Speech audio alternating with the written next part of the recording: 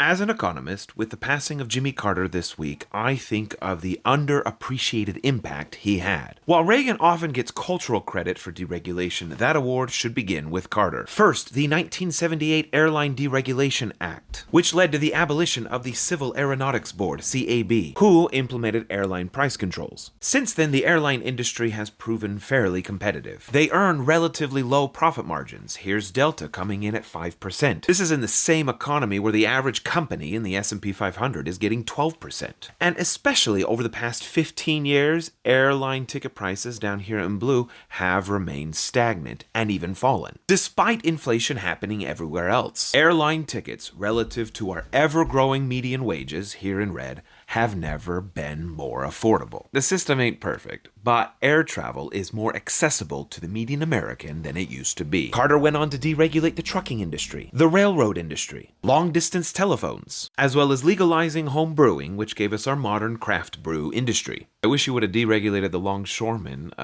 We could have had automated ports by now. In fact, the so-called neoliberal revolution of the Reagan presidency wasn't all that much of a change from before. By one estimate of deregulation and the move towards privatization, the US in the 1980s under Reagan only moved that tiny amount right here. That arrow represents the 90s. Comparing all this to the international experience, Thatcher, for example, had a far larger shift. America's relatively unburdensome regulations and friendly market environment have always been around. It is a mistake of partisan rhetoric to divide the parties along regulatory lines. We saw Nixon create the EPA, H.W. Bush expand cap-and-trade environmental regulations, and then we saw Carter dismantle the CAB and charge forward with careful deregulation. It also shows that deregulation is not a very useful measuring stick. Sometimes we need more regulation, such as in preserving old-growth forests. Sometimes we need less, such as NIMBY anti-construction rules. Carter showed a pragmatic, non-partisan approach that we should emulate more today.